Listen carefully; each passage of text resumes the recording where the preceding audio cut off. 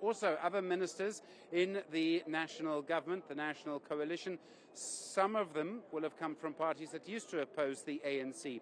We go live now to Iman Rappetti, part of our team here, my colleague. Iman, good afternoon. What do you make of it so far? I mean, the reactions will be coming in thick and fast, and we're going to start off with the MK party. But remember, I think what was announced is that essentially we now are in, one of the first historic times where debt seems to be stabilizing. The question is, households are still under pressure. Fuel levies are rising, and we look to places like the sin taxes to really claw back some territory for the economy. But is it enough? The question to the MK party is this fancy accounting, or does this signal the start of credible economic recovery and growth? Well, this is just a fancy accounting, if we must be honest. It's been the same thing over and over again. What has been the messaging is actually managing a decline as opposed to changing the economic trajectory of a country. If you look at the GDP, it remains not stagnant. We're not able to grow the GDP simply because we're not able to create employment. We are not able to industrialize and create more opportunities so that there's more spending of the people into the economy of the country.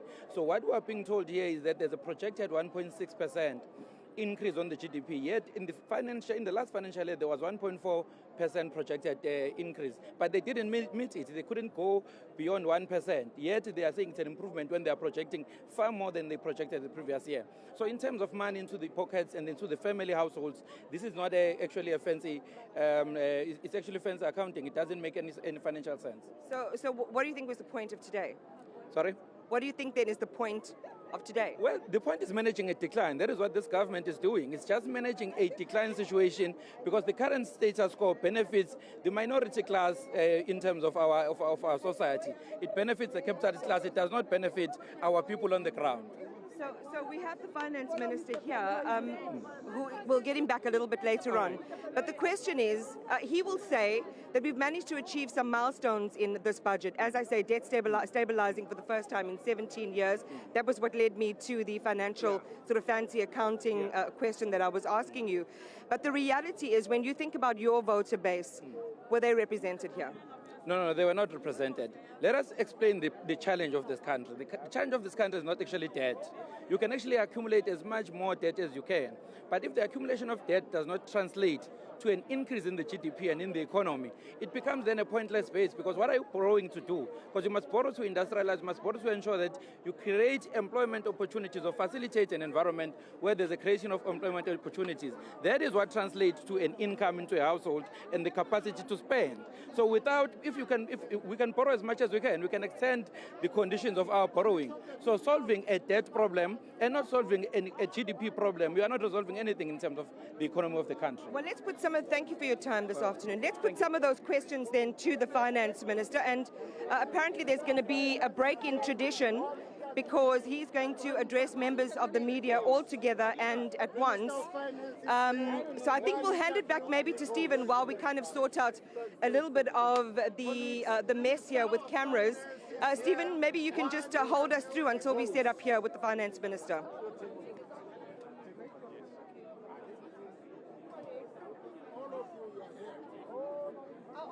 You're killing all the birds with one stone today, Minister. Well, we're expecting the Finance Minister to speak in a moment. Let's get some reaction from Steve Swart from the ACDB. Steve, speaking before this, you wanted a fiscal anchor. We didn't quite get that. We did get more promises of engagement after in the medium-term budget policy statement. Does that satisfy you? To a certain degree. We are still concerned about the high public debt levels now coming in at a percentage higher, which is obviously debt service costs are crowding out your expenditure, and as I said earlier, taxpayers are demanding better value for their money. However, we're very pleased that there's no increase as we foretold, and in fact that was penciled in last year has been cancelled. No increases in personal corporate taxes, but there's still a lot of work to be done when it comes to that fiscal anchor. I'm very pleased that there's an engagement that's going to take place, but at the end of the day, it still does bring hope to the nation. The ship is slowly starting to turn in the right direction. Let's pray that it continues and work hard that it continues. Steve Swart, thank you very much indeed. Iman Rappetti standing by with the Minister of Finance now. All right. Yes, indeed, Stephen. I think we are all ready, together with our media colleagues, to hear from the Minister.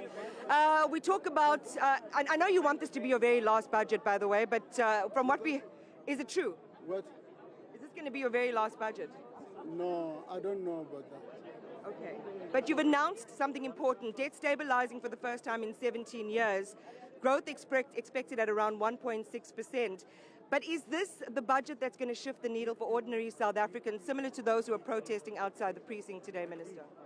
Depending what you mean by that needle. If we do what we're talking about effectively, even the growth as prospect can be higher. If you have road, for instance, the Bureau for Economic Research of Stellenbosch said the economic reforms we're talking about, if we were to fast track them, the growth would probably be more than 3.5%. That's the ambition we want, but we've got to analyze the reality and say, if we do things as they are, this is how the economy is going to work. But our ambition is above that. Minister, what are you doing to directly deal with the water issue, which is of critical situation right now, similar to the electricity situation was a few years ago? I said two things. I'm going to add a third one. I said two things. I said what is necessary is an immediate intervention to close leaks, repair pipes, and that's an immediate intervention that's necessary. But the infrastructure is old. You can't repair pipes no longer. We've got to replace that infrastructure. I then said the second issue we need to do while repairing this infrastructure, the second thing that we need to do is the strategy to replace the old infrastructure. That's the second thing I said. But let me add a third one. Is the 20 billion rand tax rebuild Can I finish the third one? There was a third point. The third point is there's an immediate attention that needs to be given to Johannesburg. And I think that national government is going to take the necessary decision to attend to Johannesburg. What's your question? The tax, 20 billion, hold off on tax increases, is that sustainable in a low growth economic environment? If you see, I couch it nicely. I say, despite that, because our fiscal position is healthy, we can sustain that in the long term. Minister, what priorities did you consider when you were... What? What priorities did you consider when you were crafting this budget? What were your main challenges? Did you hear it? Your priorities in crafting the budget and what were your main challenges? The priority I've said is to say, A, is to make sure that fiscal prudence is achieved. Secondly, we invest in infrastructure. Those are the two to me because infrastructure will kickstart growth. Minister, a big win for small businesses in South Africa today. How important was it for you to create that conducive environment that you did today for economic growth and job creation? People say small business are the engine for growth. And we've got to find ways of making sure that small and medium enterprises are supported. What I've done is one measure on the fiscal side, but there's a lot of work that needs to be done on the regulatory side to ensure that they're free of the many of the judicial obstacles and rigidities which make them not survive. Minister, when we listen to you, which is, again, it's the culmination of months and months of work. Thank you very much to you and your team. But to the guy in Melville who sat next to the Premier of Gauteng, having not had a bath, and said, I'm sitting next to you because I smell. And for the young person, we just had the quarter labour force survey results out. Young people aren't working. For the young man or woman sitting somewhere in the country without a job, for the family without food, how would you say that this is a budget that has them in mind? If you take away all the language, all the platitudes and projections, what is in it for them? A new statement I've made there. I've said we've got to reorganize the skills fund in the sense that we've got kids that come out of TVET. We have learned only theoretical work and do not have a trade certificate. What we need to do is to move faster. I've not said it, but in detail, the detail we're working on is to make sure that the Defence Force, the ESCOM, Transnet, all those institutions can train them into full artisan and organize businesses themselves, subsidize them to train them into fully fledged capabilities. Mrs. Godongwana did a good job. Tell her we said she did. You looked good today. What? Yes, I'll tell her. Thank you so much, Minister. We're good. Any? No. Let me show. Everybody is fine. Are you happy, everyone? Yes. Are you happy, everyone? Thank you, Iman. All right, Stephen, back to you. Colleagues, the Minister of Finance, thank you very much. Then you can take. Iman, thank you very much indeed. Good to hear from the Finance Minister there. Let's hear from the Minister of Higher Education. He's from the ANC, I don't know, where? Buti Manamele, good to see you again. The usual question to ministers in this moment is, did you get enough money? Well, I mean, nobody will ever say that they've got enough money, but I think for us, what is crucial is that this budget makes us move a needle in terms of what the President called for, the skills revolution, firstly. Secondly, his mandate that we need to build education infrastructure, we need to expand access.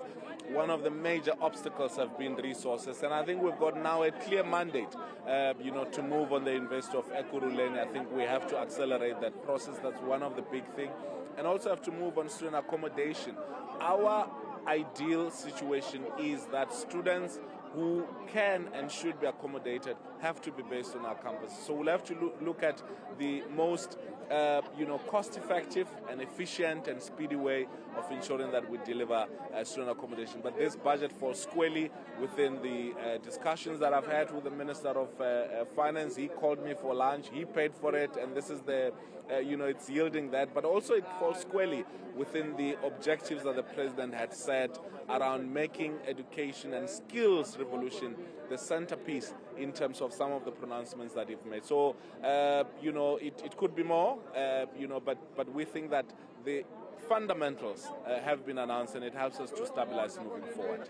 I have to ask, you're in cabinet. I realize there are things you can't tell me, but you're with the SACP through the ANC at a time when the SACP wants to leave.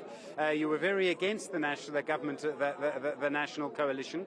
How do you feel about it all now? Well, I'm not in the ANC through the SACP. I've been a member of the ANC for quite some time. I've been a member of the SACP for quite some time, and I think both political parties are, capable of speaking for themselves. I've not been asked to, and if I'm asked to speak, then I will.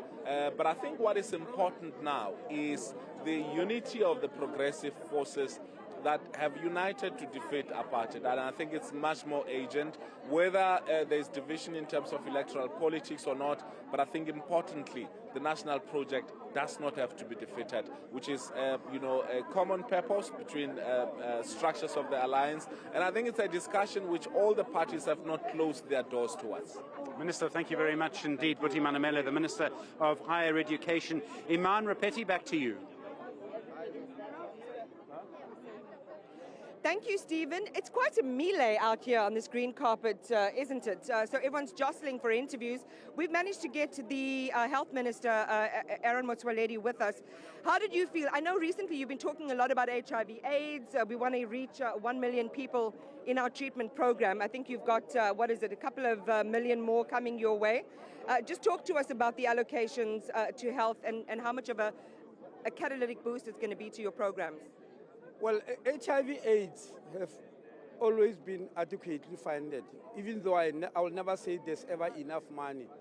But remember that we are running the world's biggest program, and we don't want it to shake. And remember that we've made a bold announcement, and we're still announcing it, that we no longer want to manage HIV/AIDS, we want to eliminate it.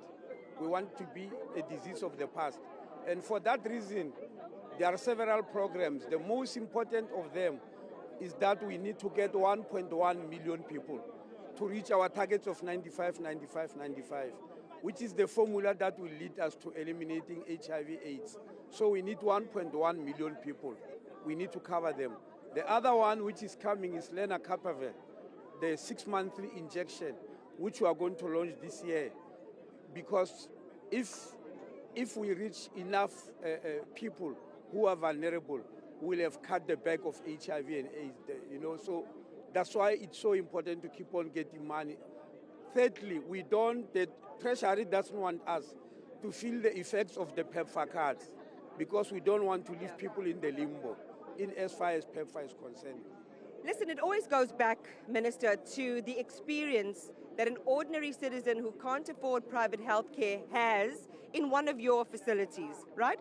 I know you've got another 21.3 billion for health compensation, so this is for doctors and other health personnel. You're going to also address the shortfall in goods and services. We know there are stockouts at some of the country's hospitals. How does this budget change the service that you can give South Africans who use it? Well, this money which he announced today was a carryover to cater for the carryover of last year. Because remember, health, even education, but I'm talking about health now, have suffered austerity for 10 years. And from last year, we've been speaking to the minister. Please take us out of this austerity because it's disadvantaging 84% of the population. As he said here, he announced that public health care caters for 84% of the population. Well, the figure we've got is 86, but 84, 86, not far from each other. Now, we said you can't disadvantage 84% of the population with these accruals. That's why last year we were giving 20.9 billion, which was 6.7 billion for that year. For this year, it's going to be 6.9 billion. For next year, it's going to be 7.1 billion. When you add that, it gives this 21 billion. So you're a happy guy? Well, I am happy, of course. I'm happy because it's better than nothing. It's better than when there was austerity. This shows the way towards taking health care out of austerity. Minister, thank you so much. We'll see you at a public hospital soon. Thank you. Okay. Health Minister Aaron Motsoaledi there saying, you know, you've got to work with what you've got to cut the suit to fit the cloth. I mentioned those budget allocations in respect of him. South Africans, I mean, it's over to you to say what the difference in your experience is as these frontline services are provided. Stephen, you've got Alan Beasley from Action SA, do you? Indeed, yes, I do. And obviously we've seen quite a few government voices. Alan Beasley from Action SA joins me now. Alan, good afternoon to you. You're an opposition party. How do you feel about the budget? So some very good positives. The first is no tax increases. You know, Action SA fought for SARS to get more money last year. The proof is in the pudding now. So that is massive for us, that there's no tax increases on South Africans. It's massive. It's a victory for Action SA, but more importantly, a victory for all South Africans. Secondly, the illicit trade is an issue that we've been fighting. We've been raising it. It's the first time in 15 years that excise tax on alcohol hasn't been put up higher than inflation. You know, the illicit trade is a cancer. It's killing our people. It's killing our economy. It's killing our jobs. And now it's on the national landscape. It was in the medium-term budget speech. It was on SONA. So very delighted about that. In terms of negatives, economic growth, pathetic 1%. It's not going to change the life of 12 million people. And it's not. You know, we've got to get stronger growth than that. And then saving reviews of 12 billion over 3 years. It's also a dismal figure. On a 2 trillion budget, it's 0.04%. I mean, we worked out if we could cut the cabinet by half, we would save 2 billion. So I mean, I don't know, 6 billion. I mean, 2 billion in savings is just ridiculous. Yeah. There are some nods to small business. The VAT threshold has been moved up from 1 million to 2.3 million rand. Look, there was no change for a long time, but this is a big increase. This is exactly what they wanted. No, it's massive. And also, yeah, and I think the key thing is we saw in the last quarter 300,000 jobs we lost in the informal sector. So we've got to get the small economy working, and that is doing it, saying to the small businesses, we see you, and how do we make life easier for you? So it is a massive step. So definitely some huge positives in this budget. As an opposition party against a coalition like this, is it quite difficult to oppose when so many people, I mean, there's no way the PAC and the Freedom Front Plus agree on everything, but they are all behind this budget. Yeah, so I think from our perspective, we've always been a pragmatic, rational, constructive political party, and I think we can achieve so much more when we actually unite together and talk rationality. I mean, the increase in funding to SARS was driven by Action SA, six-member party. They listed trade too. So we can achieve things in the opposition party, and I've got a huge respect for the Finance Minister, and I'll continue to do so. So he has our full support, and I think things can be done, but when things are wrong, like economic growth, I'm going to talk on economic growth, and I'm going to talk about the savings of 2 billion. It's pathetic. So we will raise those issues, but this budget will have our support. Alan Beasley, thank you very much indeed. From Action SA, the view from them. You might have seen the figure standing behind him, Darylene James, who you, of course, have seen many, many times in the ad hoc committee, the inquiry by Parliament into the situation regarding what's in the SAPS. Well, on that note, joined now by the Minister of Justice, Mameloko Kubai. Minister, good afternoon, and thank you for your time. We all know that your department doesn't have enough money, the NPA doesn't have enough money. There's a lot of work that still needs to be done. How are you feeling after the budget? Is there anything you heard today going to help the fight for justice in South Africa? Look, definitely the work that we are doing, you'd remember that the President announced the single independent judiciary-led administration. Hearing the Minister starting to allocate the resources in that regard is quite critical for us. So being able to talk about additional establishment in terms of people that are going to support the judiciary, but also where he reflected about over time, the judiciary not having enough judges, and therefore committing that this year we are going to look at that so that we can deal with case backlog, not only responding to the specialized courts announced by the President, but committing broadly to responding to the challenges that the judiciary is faced. That is important. I think the other issue, as you say, we wouldn't be able to fund from our side the commission of inquiries. And all of us can attest the work that is being done. The Madlanga Commission is fantastic and needs to be supported. And hearing from the Minister committing that support will be going. I think the most thing that I felt is good is when he reflected on the work by CARA. CARA funding is the work done by SIU and by NPA in terms of asset forfeiture unit. They've been able to work around the clock, work in recovering assets from stolen money out of the state. Being able to see that money coming back and actually working to strengthen our judicial justice system is important. So we're quite really happy about that, and we've said to the team, let's work more, because if we recover those assets, they will help us fight. So we'll continue to work together with the Minister of Finance in reforming our systems. Support for NPA remains critical, and that's why his announcement about fighting organized crime remains very important. So in that space, we'll be able to start funding. Yes, there might not be additional that is currently due, but we have given money through CARA as well to NPA for Section 38s. We are also looking at more overtime to support and stabilize. We've employed quite a number. We continue to do that. I mean, all of this sounds great. It doesn't matter to the person who got robbed yesterday and didn't even bother to report it, because there's no chance that the perpetrators will be caught or punished. And we know what happens. People then take the law into their own hands. There is still so much work to do. There's so much work to do, but there's also a lot of cases that we are winning in court. One of the issues that we've been having conversation with NPA, it's not a reporting of cases that we have enrolled, but cases that we have been able to convict. If you follow us now on our social media, you'll see daily the cases that have been won, life sentences that have been given to people who've raped, who've literally violated women. And the issue is with crime, it's so sensitive. As you say, one person being robbed is one too many. One person being killed is one too many. And that's why we want to continue to increase the rate of conviction and clean up. And I want to say to South Africans, we are committed to reform. We are going to make sure that everybody that is supposed to be held accountable, whether it's for corruption, whether it's for crime, that happens. Minister, thank you very much indeed. Mameloko Kubai, the Minister of Justice, with me here.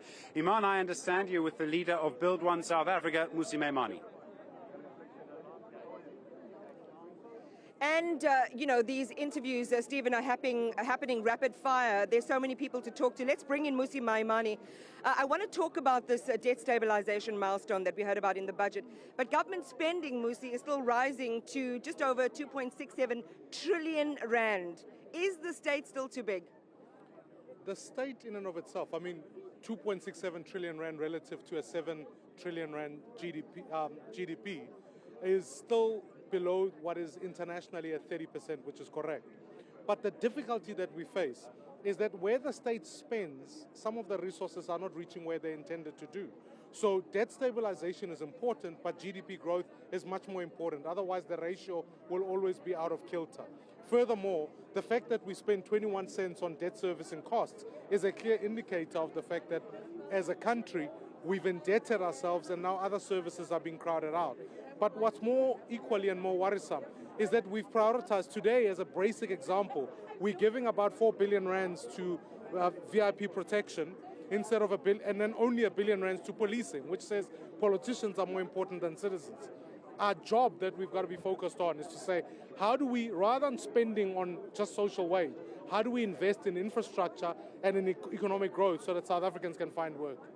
Listen, I could quite do without all this pomp and ceremony. Maybe it's a socialist in me, from my family side, saying we could do with way more a public show of pomp and ceremony. Should we just get rid of all of these vestiges of, I don't want to say a party because I'm not sure how many of those sort of protocol issues are hangovers from apartheid, but in this democratic era with all the challenges that we have, given the monetary spend on those types of things, should we just go back to the basics and everyone should be driving Toyotas?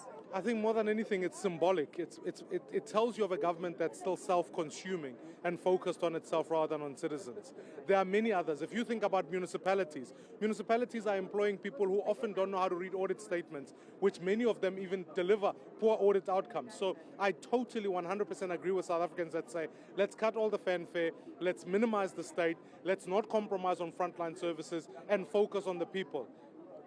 Musi, thank you very much. I'm going to bring in Ndlovu Hadebe, who is with the IFP's chief whip. I also want to hear the ears with which you've been listening to that budget. One of the things is the tightening of oversight on municipalities. KZN knows the story well because we have some dysfunctioning municipalities there. But do you think that performance-linked funding is a mechanism that can actually work? Well, firstly, let me say Inkatha Freedom Party accepts the budget speech by the minister. And we agree with the minister that South Africa has reached an important turning point in the management of the public finances. And coming to your question, we are very much pleased that in his allocations, the minister made a very important allocation, over R1 trillion allocation for municipal infrastructure, which is critical for job creation and service delivery. And what is left for us, all of us, including the opposition, is to make it a point that we work together to make it a point that whatever budget and allocation that is there goes to where it must go to deliver the services to the people. And lastly, I want to applaud the minister that over 70.3% was allocated for education, health, and social protection, which is critical for the development and for the social services of our people. And Ndlovu, before I let you go, one important question is we can't avoid the political contestations in KwaZulu-Natal. We can't avoid what's going on with the provincial government, government of provincial unity. Your own premier has survived several attempts to get rid of him in the position. That's where the rubber hits the road. Can you focus on the job of service delivery when your party, your deployees face existential threats? Our premier in the province of KwaZulu-Natal, under the government of provincial unity, is settled and calm. We are working very well with the Democratic Alliance, the ANC and the NFP. So we are very much calm, and there is no contestation except that there may be one or two people who are not satisfied, who have an excessive hunger for power in the province of KwaZulu-Natal. But as for the IFP and partners in the province, we are focused on service delivery, nothing else. Thanks for joining us. I'm going to bring in the ANC, but I know that in the meantime, while I set up Mahlengi Bengu Motsiri, Stephen is also standing by with the UDM. Stephen? Indeed, I am standing by with the UDM Iman. Thank you very much indeed. And Kabamyomzi, so Kwankwa is with us now. Mr. Kwankwa, good afternoon to you. You're in the coalition, which means you're supposed to support the budget. Do you really? No. Here in the UDM in Parliament, we focus on holding the executive to account. We also hold the Deputy Minister of Defence, the General himself, to account when he comes here without fear or favour or prejudice. The second issue has to do with the budget. Look, I think the government has done a sterling job in trying to stabilize the finances of the country. We have to give credit where it's due. However, you can't really call this a growth budget. I didn't see where growth is going to come from. It means that we're going to go next year again and say we've missed the growth targets and set new targets, and the cycle is going to continue again. We do, however, appreciate the fact that there are no significant tax increases. For example, the fuel levy has been increased. They had to balance the books somewhat or in some other way. But the other important thing for us is the fact that they've actually adjusted the tax tables for inflation, which is the bracket creep. It's a tax relief. I wish the minister had stated that clearly for South Africans to understand. The other issue has to do, obviously, with the fact that when we look at the local government level, the reforms are always theoretical. I mean, until we address the funding constraints at that level, we will not be able to come close to actually dealing with the service delivery challenges at local government, including the capacity building issues and reforming most of the grants that they give to the local government level.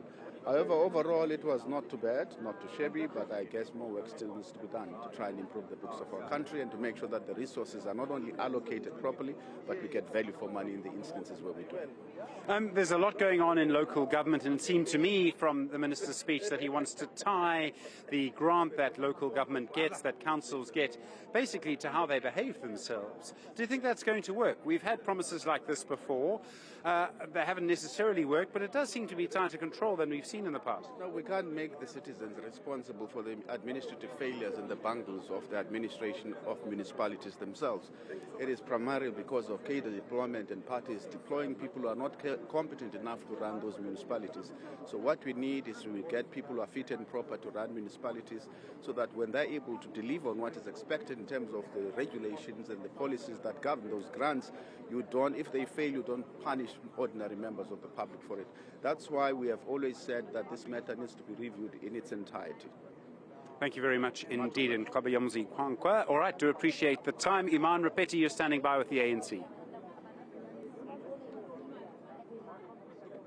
Thank you so much, Stephen. And I've got the ANC's national spokesperson, Mahlengi Bengu Mutsiri, with me.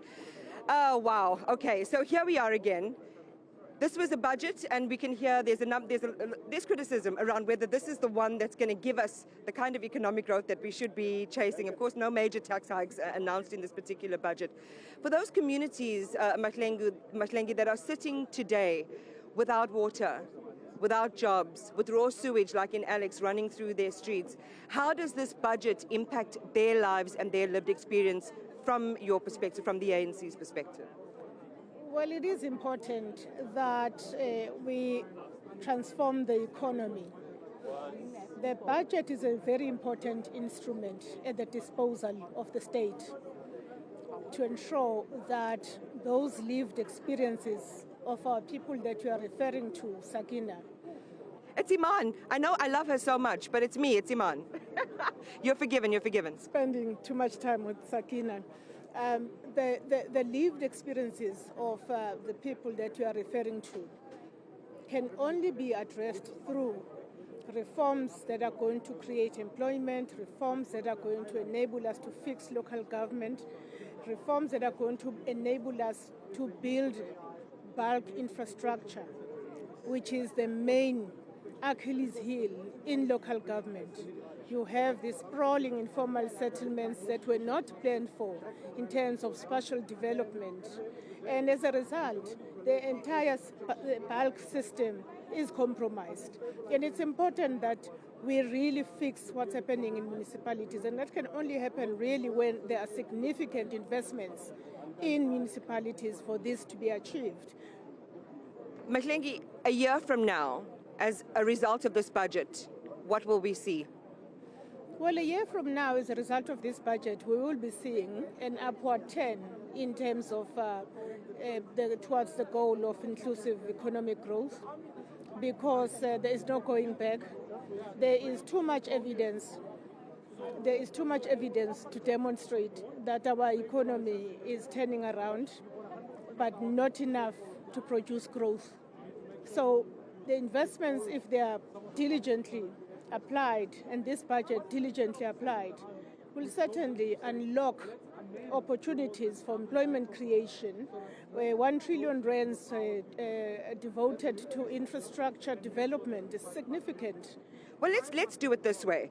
When you talk about significant, gains, right, between now and 12 months from now, give me some numbers that you think we could see. Like, would we see 25,000 more jobs in the economy? And the reason I ask this question, Mahlengi, because we are in the 1 year after moment from last year's budget, which went through 3 iterations to get to a final result, to create some change in our economy.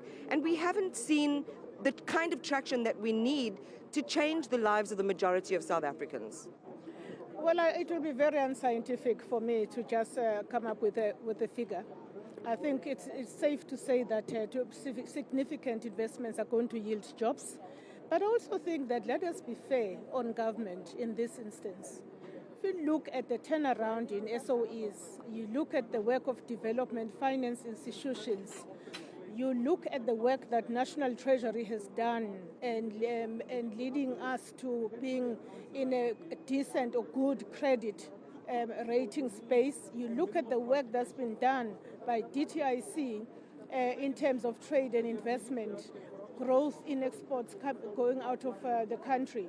There is way too much that is in the positive than we've ever But for who? But for who? Because the majority of our young people are sitting at home. Well, it has got to start somewhere so that it can trickle down in an intentional way to young people, to those that are homeless. It is meant to address issues of development and underdevelopment. You can't do that without resources. Mahlengi, thank you for talking to us. This warrants a longer conversation, certainly with more time, but thank you for stopping by. I appreciate it. It certainly does, because there's so many important issues about even the concept of a trickle-down effect. The man who doesn't have to worry about this anymore, hopefully has left a legacy of functionality in place, is National SARS Commissioner Edward Kisveta, and Tumisang is standing by with him. I can't hear anymore.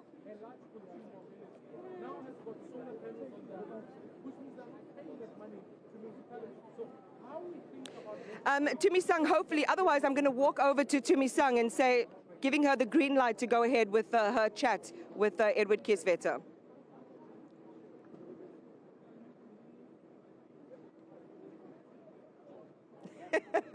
It's one of those, let's go old school, Kevin, let's walk over to Tumi's position. And let's just let her know then that we can actually go ahead with that interview.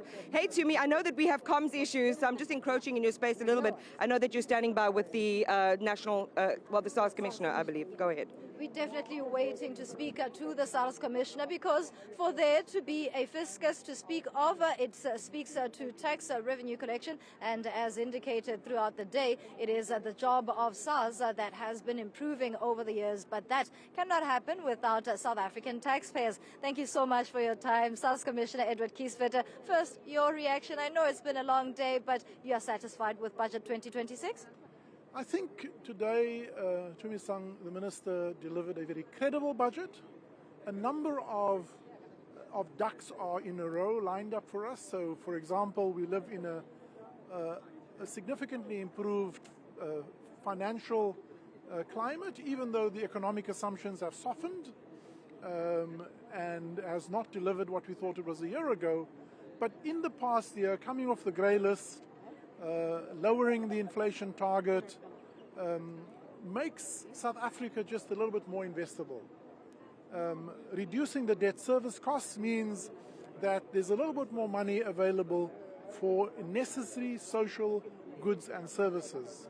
Of course, we are particularly pleased that SARS was able to make its contribution towards the 21.3 billion rand that we will be able to add to what the Minister gave us as an estimate a year ago.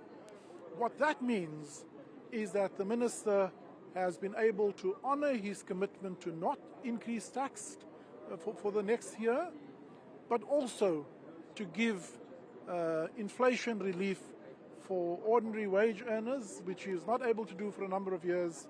So all in all, I think we are getting the benefit of a few policy decisions that was taken to get us off the grey list, building the capacity of the institutions involved in that, and for me personally, leaving behind a revenue service that is significantly more capable than what it was 7 years ago.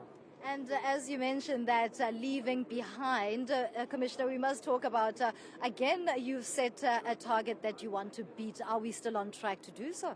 Well, for this year, and I'm still accountable for this year, I can promise you this. We will leave no single stone unturned, because we know this is not about pleasing the minister. This is about responding to the trust that South Africans have in the revenue service. That's why I wake up every morning, knowing that we hold in trust the hopes, the fears, the anxieties, the aspiration of ordinary South Africans. The little gogo, the little boy who goes to school, the little girl who can go and experience a safe classroom, ordinary citizens who can go to a hospital and receive good care. That is what inspires us to do what we do.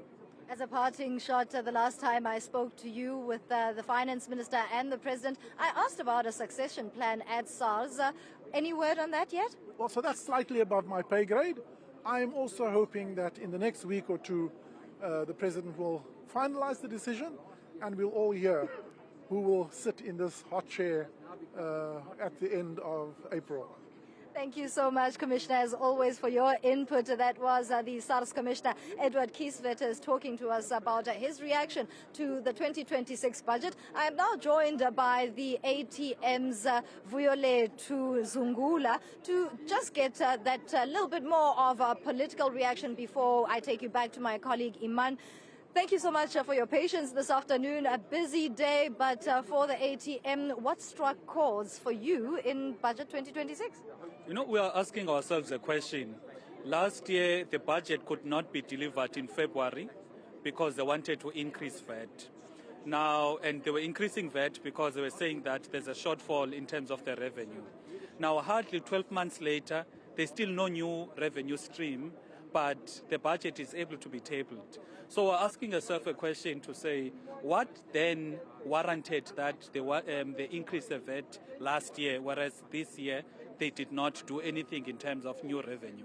The second issue is that because it's an election year, the minister will always be very cautious in terms of what to do, but immediately after people have voted, like last year, people voted in 2024. In 2025, February, they wanted to increase VAT. So we preempt the same thing is going to happen, in that next year they are going to want to increase taxes in one way or the other.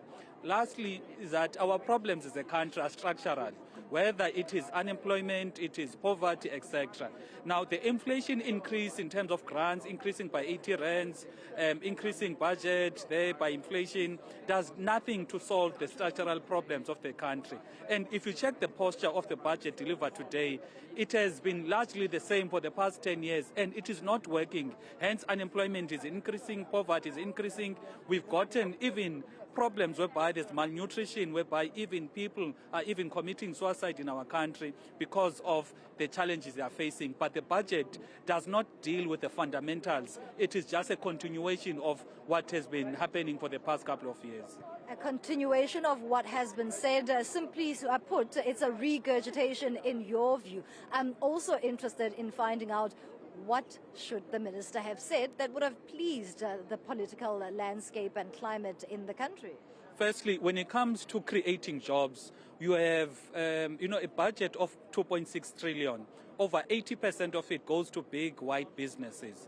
Black businesses, SMMEs, only get a fraction of that 2.6 trillion budget that has been tabled today. If the minister had said that there's going to be a set allocation that is set aside for SMMEs, particularly black businesses, would have been happy as a party. Secondly, the setting aside of certain tenders, contracts. Let's say a contract that is 10 million and below gets to be set aside for SMMEs. to avoid a case whereby companies like Bidvest, which is such a big company, will be contesting for tenders worth 1.5 million with SMMEs. For us, it is regressing. Lastly, the issue of the PIC. The PIC is managing assets worth over 3.8 trillion. And out of those assets worth over 3.8 trillion, less than 200 billion is actually invested in majority black-owned companies. And you ask yourself a question, how then do you want as government to transform the economy, get rid of inequality, but out of 3.8 trillion, you only allocate less than 200 billion to black majority-owned companies? It shows that they lack the political will. So in our view, what the minister should have done today was, yes, to deal with the everyday problems, the daily problems that we face, but at the same time attempt to deal with the structural problems of the country. Because I can assure you, the problems that have been persisting are still going to persist. For example, look at local government. He says that municipalities are in financial distress. However, he does say in the same sentence that financial distress, it is a result of those municipalities are not receiving clean audits. But he says nothing about holding accountable those municipal officials that are the cause of the financial distress that leads to services not being delivered to the people. So it was a safe budget for him because he does not want to upset either the voters and at the same time the funders of the ANC and the corrupt elements working together with the ANC, because the water mafias are working with the ANC, the corrupt municipal managers, ANC people. So maybe that is why he was afraid of going after the culprits that are inhibiting local government from providing services to the people. Thank you for your input. That's the word from the ATM's Vuyolethu Zungula there in reaction to Budget 2026. Iman, I do understand that you are with Chartered Accountant Kaya Sithole. Usually you do the politics, I do the economics, but today we are one. That's because we're so brilliant. We can do it all. Tumi, thank you so much for that. And Kaya Sithole is a well-recognized chartered accountant in South Africa. Let's talk about... okay, let me just start like this. Forget about the questions we were discussing beforehand. What pinged the most for you and why? So I think the conversation about a fiscal anchor is an important one, because what seems to have been the problem in South Africa over many budgets is that every minister will come and say, guys, we need to stabilize our debt. In other words, it means that we need to figure out whether we're going to grow the economy, which is obviously the first prize, or if we're not going to grow the economy, how do we avoid spending much more than we can afford to pay? So for many years, that conversation has simply been deferred into the next budget, The consequence of that is that we've seen the spike in the borrowings that we have. The consequence of that, we've seen how much we spend on just servicing that particular debt. And the problem with that is that it displaces other priorities. So if you have to pay the lenders first, by the time you get to distributing it amongst all the other competing social resources, there's much less to work with. So it's quite important to then have a conversation about how are we going to anchor ourselves. And obviously the minister says we are going to be having a conversation over the next few months about how exactly we want to design that, what the implications are going to be, and what the legal framework that is actually going to make that happen needs to be. And I think that's something we need to watch out for. Whose budget is it anyway? It's meant to be the budget of the citizens of the country, because what we really have ultimately is that we've elected individuals where we've said to them, here are the resources that our nation has. We want you to be able to put together your minds and your expertise to be able to figure out how best to allocate these resources. Here are the competing set of priorities. We trust you to be able to apply your minds and then say, this is what we think best serves the needs of South African citizens. It should be a budget that addresses that question. Whether it does is the ongoing elusive conundrum. You know what's concerning is the concept of a trickle-down effect, because trickling takes a long time, especially when there are a lot of thirsty mouths at the end of that trickle. That's how Mahlengi Bengu Mutsiri framed this particular budget. When I talk about who's at the base, we're talking about all those young people, Kaya, you know them well, that don't have jobs. We talk about communities that are in dysfunction, municipalities that are just not working well, and owe a great deal of debt to the utilities. And therefore I ask, whose budget is this anyway? Shouldn't we have a more triage approach to this? What's bleeding the most? Let's quick and fast sort it out, because it's not a matter of resources, it's a matter of resourcefulness. Interestingly, I think that is happening, but it's not happening at the official government level.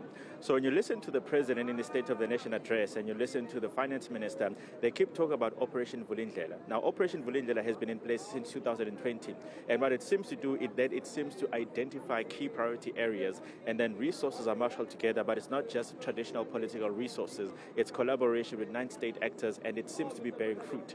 So the question that we should be asking is that if that particular model has shown us that there are particular benefits that can be generated from a more coordinated and a dedicated focus on key areas, why do we not make that universal to say, actually, let us all participate in a conversation about what should be the national priorities.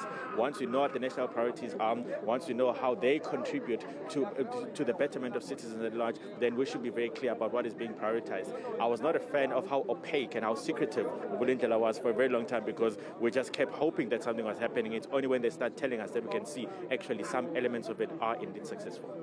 Kai, thank you very much for that. I'm going to let this chartered accountant go.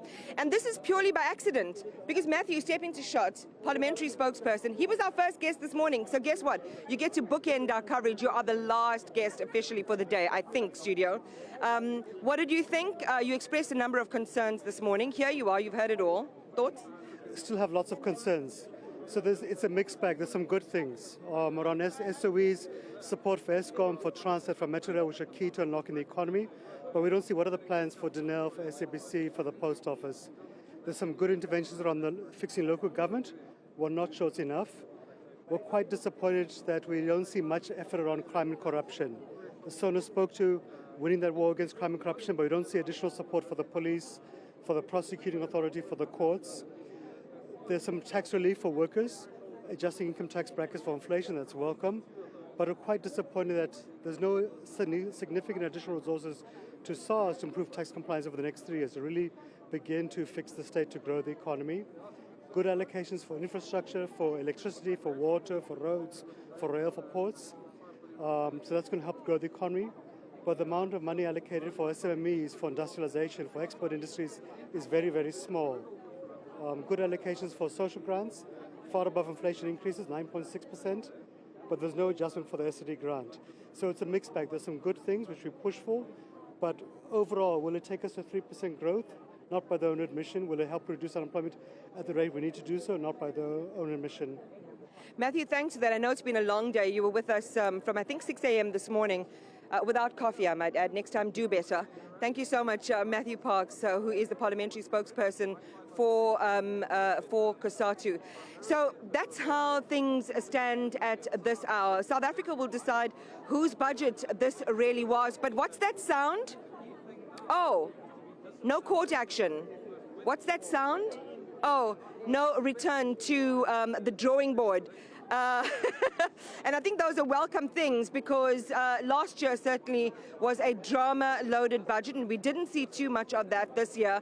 It allowed us the opportunity to really get into the guts of what the Finance Minister put on the table, and ultimately time will tell what that means for the economy, although some of the skeptics will say the writing's already on the wall. To me. Thanks, Iman. I am with the DA's Mark Burger to get more political reaction. Mark, long day indeed, but your view of Budget 2026, at least we are not third time lucky. Absolutely. It's actually been a fun day, and we hope this will be the one and only budget speech for the year from this minister. Of course, we have an MTV-PS later in the year, but hopefully no repeats of last year. Some big DA policy wins in this budget speech. We've seen South Africans being placed at the center here, so personal income tax and value-added tax is not being increased. And not only that, we have chipped back at this problem of bracket creep, meaning if a South African is earning an income and got an increase from their employer, they won't automatically move into a higher tax bracket and in so doing lose the entire increase to taxation. So that's positive. We've also seen the value-added tax threshold move from 1 million to 2.3 million, the first time in 18 years that that's been done, and that's part of a suite of 22 different types of limits and thresholds being increased in a positive direction that signals friendliness to business and to enterprise. These are all DA policy wins.